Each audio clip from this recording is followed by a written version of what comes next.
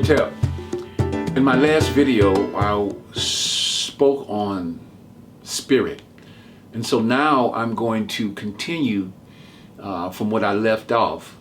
I'm going to read a post from what I put on Facebook, and because I want to introduce also the concept and idea to you to prepare your mind that we are not our physical bodies, we are not our emotional bodies, we are not our mind, but we are spirit having a physical experience. And so in terms of awareness, it's important that we know that the mind is the instrument of spirit in our real selves. That emotion is an instrument for our real selves. The physical body is an instrument for our real selves. It's just like when you are driving a car. When you get in a car, you're the driver. You what makes the car move. You're the one that's able, that enables the car to turn right or turn left, to stop and to go. And that's what spirit is in terms of our constitution, in a mechanic way.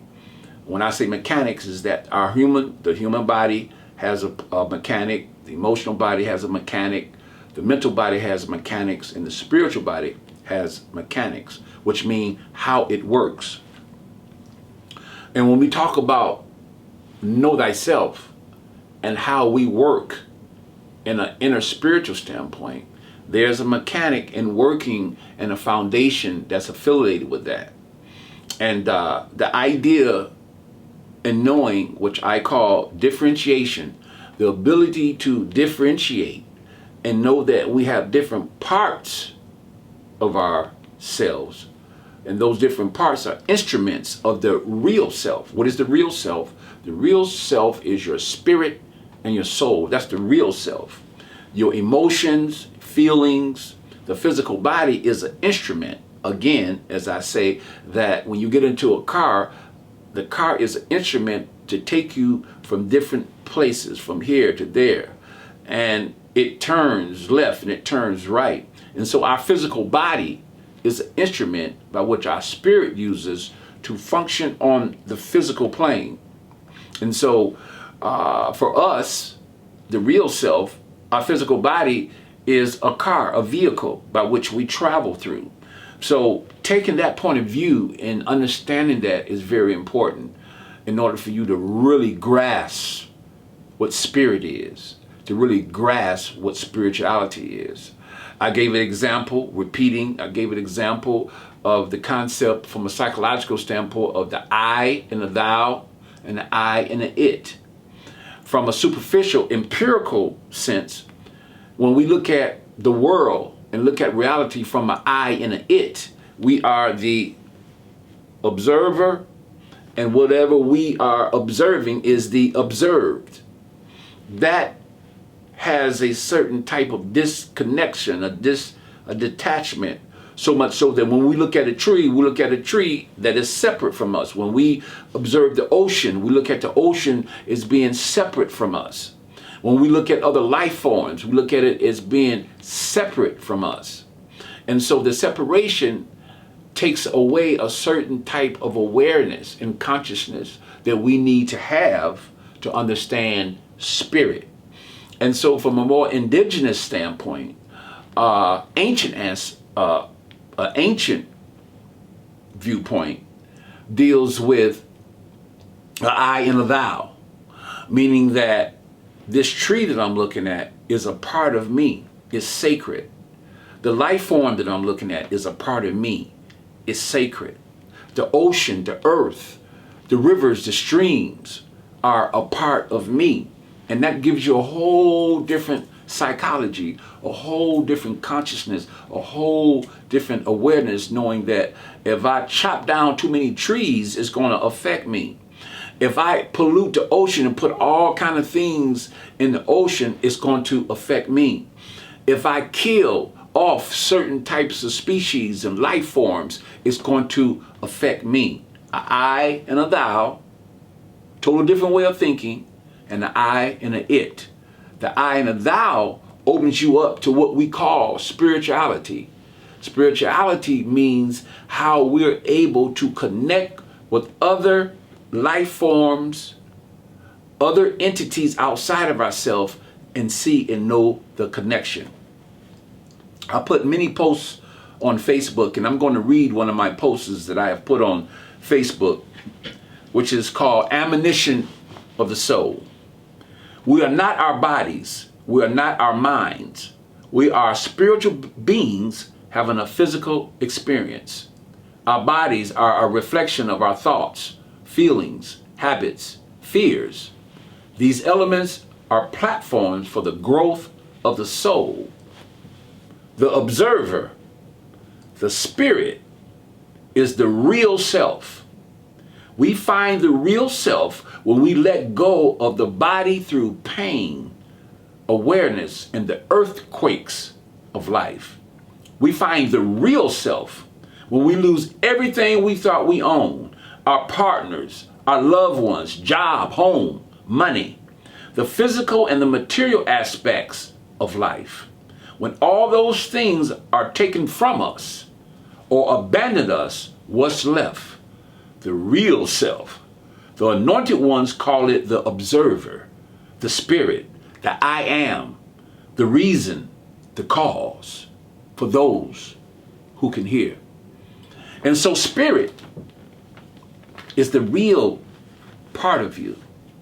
And when you connect with spirit, spirit has been defined through the dictionary actually as breath, breathing. We connect with spirit through breathing. And as we breathe, we relax.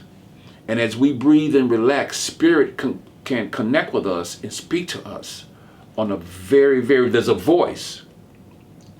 And that voice will be so silent and so small at times that you really have to listen. Listening itself is an art. And so this is why the affirmations that I have given will help you, because you'll be sending messages. When we talked about sex, the 1, 2, and 3, the message that your conscious mind sends to the unconscious mind will create a awareness, a child, or attention that will be beyond the physical. And so the affirmations are: help me to see what cannot be seen. Help me to hear what can't be heard. Help me to taste what has no flavor. Help me to smell what has no fragrance. Allow me to touch or feel without touching. All this will bring you to a certain level. Now you have to make these affirmations every day, because you're speaking, the conscious mind is speaking to the unconscious mind. The unconscious mind is the reservoir of knowledge. The unconscious mind is your connection to spirit. The unconscious mind has memories of other lives. The unconscious mind has a wisdom way beyond the conscious. The conscious mind, unconscious mind is a entity and energy within itself. And so when we speak to with authority, help me to see what can't be seen, help me to hear what can't be heard, then you will definitely, throughout time, begin to see things you didn't see before. You'll be able to hear things, which equates to understand. You'll be able to understand things you didn't understand before. And when we talk about the 5 physical senses, metaphorically, they equate to different types of consciousness and awareness on the physical plane. Help me to smell what has no fragrance. I know this sounds funny, but it's been situations where, especially with my parents, my mom, she'd say, "This something ain't right. This don't smell right." Which means that you're in a situation that is something about the environment, it's something about what you feel you related to a scent, because a scent is something that you don't see, but a scent is something you experience. So I don't see this thing, I don't hear anything, but my inner senses let me know that something is not right. So when we talk about smelling, we're talking about an experience that has nothing to do with seeing or hearing. There's another sense that kicks in that lets us know beyond seeing and beyond hearing that something is not right. I know all of us have experienced that. I know you have experienced, but I'm giving these metaphors to let you know what can happen once you do these affirmations every day. It takes you on another level. You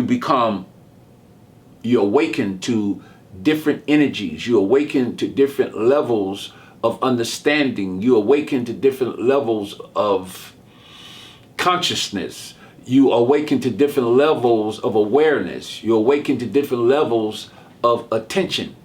Attention is needed. And so when we talk about taste what has no flavor, that's another one of those direct experiences that you'll be in a situation where you're using your 5 physical senses, because they all work together, that something just is not right. And so those 5 affirmations will give you a certain type of consciousness, awareness, and attention that will take you to the realm of spirit, because that's the idea and that's the theme of what we're talking about today. And when I was speaking of the other video, spirit is something you can't touch with your physical hands. And so in a lot of the counseling I did with young people, for instance, what made it difficult for them to a certain degree to connect with spirit and or what they call God is that it is an entity, a thought, and a concept that I can't touch. I hear about it, it's in my head, it's a thought, but I can't wrap my arms around what you call God. I can't shake hands what you call God. I can't speak to what you call God. And I'm making the impression of what you call God. This is what I'm trying to, when I say what you call God, what I'm doing is I'm emphasizing a concept and an idea that has been used as a misnomer, which means giving something an incorrect label or name. First of all, God has been what you call anthropomorphized. What do you mean? Anthro means human. Morph means form. The concept and understanding of spirit and God is so complicated that humans over the centuries gave what we call God a human form. And that human form was male. Okay? Now, so many of you, I'm pretty sure, a lot of people have debates about what I'm speaking of now. I'm pretty sure many of you know that God is not no man and not a male. I'm pretty sure you understand that. But in order for certain things to be understood, what the human mind does and what humans do, they do particular things to give you an idea, to give you some type of reference, because the mind needs a reference in order to understand. The mind needs a paradigm. So using the reference of a man or a male, because we see men, we see males, because there was a time when what we call God in very early ancient time was also a woman. So it had a form of a woman, but it's neither a woman or a man. It's a force. It's an entity. It is energy. It is the cause. It is the reason. It is the vitality of the universe. And so it's omnipresent. It's omnipotent. And when you give it this force, omnipotent force, a name called God, then you limit it. But the name is necessary for the ones who are not able to give scope or understanding of this outstanding force. that's labeled God. So for young people, I explained that to let you know that God is not a man. God is not a person with a beard and long hair. That's not God.